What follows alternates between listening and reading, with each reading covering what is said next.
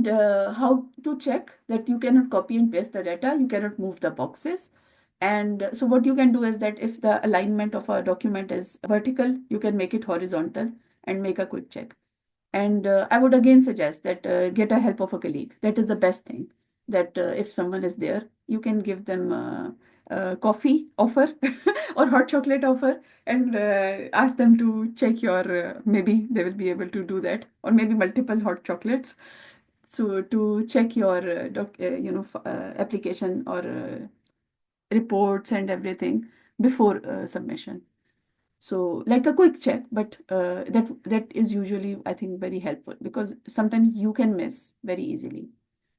And only please submit your evidence after permanent redaction. Okay, so data may be present in other ways. For example, spreadsheets and embedded files and link to files. So you have to remove the links. And you have to, sometimes even you have got embedded files or links from the evidence, it doesn't get uploaded to GMC actually sometimes. So GMC, in the application. So that happened to me also. So from my Saudi Arabia registration certificate, there was a link that please confirm this certificate for the Saudi Commission for Health Specialties.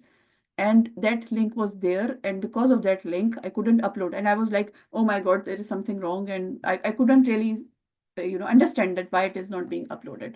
So I had to remove the link, and again that option is available in your Adobe Pro end. So remove any sensitive, sanitize. I love that word. It says sanitize your document. So just sanitize your document free of any viruses and any links. So redacting paper evidence, again, that's easy. That you can use a redaction pen or black crayon. And so how to do that? Uh,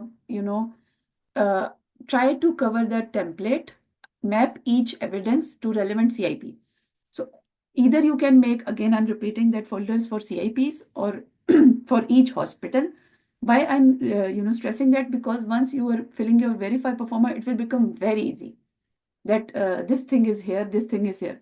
So from the, or group the evidence from your verify thing. So make folders and subfolders, and then you can map each evidence.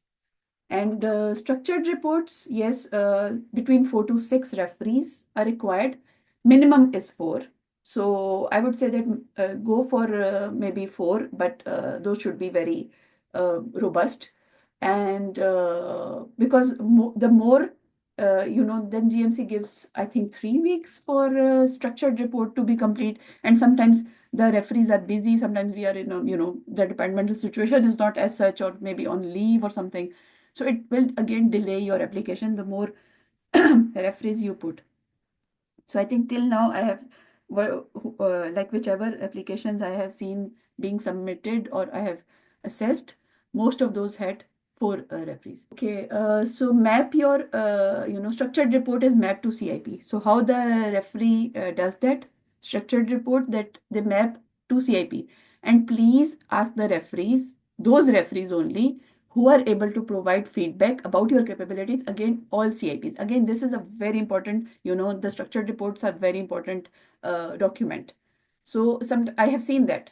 Cannot comment, cannot comment. Literally one of the referee, poor, like a poor candidate, and I would say poor referee also, that they said cannot comment, cannot comment. Only 1 or 2 CIPs they said something, and all others cannot comment because I have not seen. So what's the fun? Like why you are even I become a bit harsh, bothering to ask for that referee. So please select your referee wisely.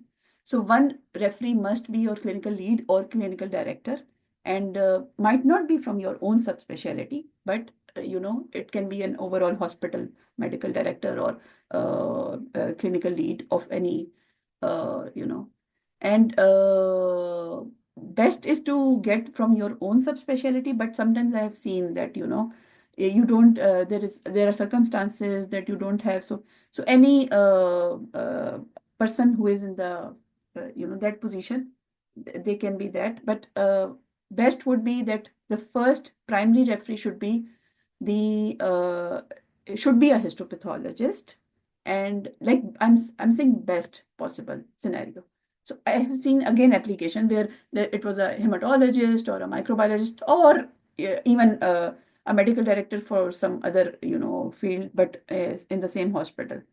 So, but they should have contact, like they should be in that subspecialty, maybe in surgical subspecialty or those where they had contact with you, and they are able to provide feedback against all, most of the, at least, if not all. Uh, so if you have worked, so over here, if you see, now this is which I have taken from GMC itself, and it says most recent 12 months. So in your application, the most important thing is last reports from your last 6 months, and uh, manager from your, so evidence from your most recent 12 months. So at least 2 referees must be consultants, histopathologist. And then, but if you have worked within a small clinical team, it's fine. You can have that. People do get, and people have provided that, and those have been accepted for that. So, again, from your most recent educational supervisor, if you are in training position and last 2 years, and 2 structured reports can be, 2 referees can be from the any other subspecialty. So advice from RCPath to produce a high quality application, please read the descriptors, complete the template, provide commentary, and assessors attach high value to the evidence that is readily identified as being personal, unique to the applicant. So, for example, if you are providing the whole lab data, most important thing would be that what you did in that. And again, if there is an audit, what you did. And again, so on. So, multiple types of evidence you can try to uh, upload. And of course, I will, in coming sessions, I will try to concisely, but I would say that it's a long process. So even making a presentation, and I was trying to squeeze many things in today's session also, it takes time. So you should be very clear from the start. And I'm sure many new things would be, no, Piali, folders, better to make folders as per your institute, and then among subfolders, you can make CIPs. For example, I worked in Saudi Arabia and I worked over here. So what I did was that one folder was for Saudi Arabia, one folder for UK. UK experience, Saudi Arabia experience. And then in that, I put CIP. At that time, those were domains. So I put domain 1, domain 2, domain 3, domain 4 in both the folders, because that will make you easy for the verification. So it's always best is to divide among the institutes, and then you can make folders according to CIPs. Or I will next time I might let you know that how to make folders for if you are going according to the verify performa. That can also be used. Oh, sorry. So logbook, evidence table. So I went for logbook. I will again started from that. And so you can just sometimes some certain subspecialties formal logbooks are available. You can make your own, and patient related letters, lists, workload data, rota, job plan, timetable. So these are many things. So all these things are mentioned in your verify perform also. So I found 2 documents very useful. So either that mapping of CIP over here, generic ones, the 7 months, and specialty ones, the last 4 ones, or according to the verify performer. So, okay. So logbook and structured portfolio. And this one is a formal logbook, and again, you can do that. And this is just a repetition. So how to both supervised and under supervision. And yes, next time, Randa, I will try to make a session, and I will show you that how to make a cloud, your username and password for the cloud, and how to upload the folders. Because really, that is the start, and that is the most important organized way to do that. So you see over here, this is from, again, I don't usually say a lot of things from myself. So this is both supervised and independent cases. So I'll make a note for session for folder creation. And so please try to do that. Actually, I did that for my own, my own logbook. And at that time, it was not given as independent reporting, not that much weightage. However, I did make that, and it was really very, useful. So indicative numbers of histopathology, cervical cytopathology, many people have got many questions about cervical cytopathology also. So how to capture that if you are deficient in original independent reporting for cervical cytopathology, I will also go on about that in some future session. And again, you see, again, log of supervised and independent reporting. So they can't stress enough. And that is very, I think, should be very useful. That independent reports in surgical pathology, cervical and non-cervical, consistent with RC-PET independent reporting guidance document. So again, I know that it's very difficult to get your name on cervical cytopathology, uh, especially independently, but I will know that how to, go about that if if you don't have any independent reporting thing. But I'll tell you that I had Saudi Arabia experience for cervical cytology, but that was according to the US guidelines. So I had to do certain like one or two webinars and one or two.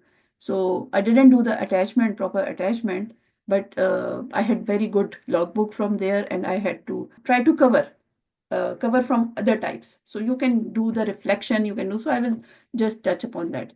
So approximately 5,000 cases. This is the approximate number. They don't ask you to give the logbook of, because those are many pages.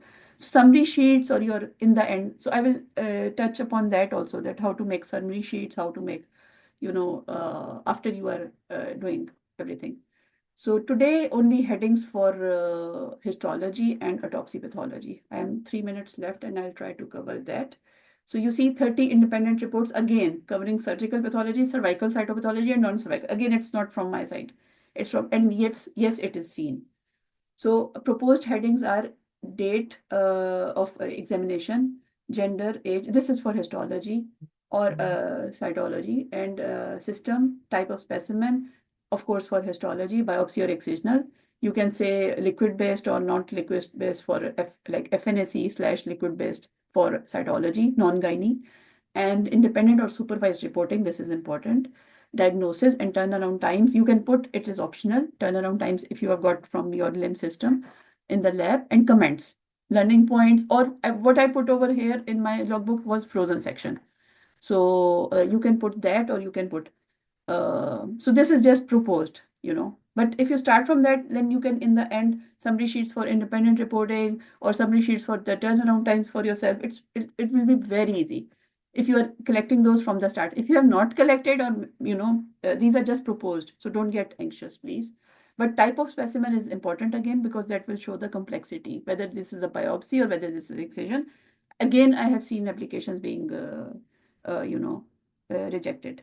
So yeah, that will work. So clinical details other than specimen type should be fine. But if you have that gastritis or something like that, then it's good.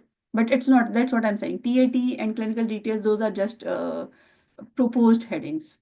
So, and especially for the people who are starting now. But if you have already collected, so don't get anxious. Minimum should be age, gender, date of examination. I would say system, yes. And yes, we can put from the Bethesda. That's what I did. But I will let you know in the coming sessions that how to go about the cervical cytopathology. Again, this is my experience and observation, so don't take it as a rule of thumb. But I'll try to, because that's what I have seen, and that's what assessors are being told by Royal College. So autopsy experience, you can put reports, case summaries, and logbook. And this is the logbook for autopsy. And date of examination, date of birth, gender, clinical details, cause of death, and comments. And this I will, again, I think time is up now. So next time, hopefully. Thank you. Thank you, everyone. Sorry I had to rush in the end, but next time I'll definitely go for creating of folders and whatnot. And Hi, Saruna, can I ask one thing? yeah. Sorry. Um, if this evidence needs to be continuous only, because I was producing evidence of last 2-3 years, and now I am doing two subspecialties. Mhm. So if I give it discontinuous, like not every month wise, but That's fine. put some That's fine. evidence from here, that's fine, no? Yeah. Okay.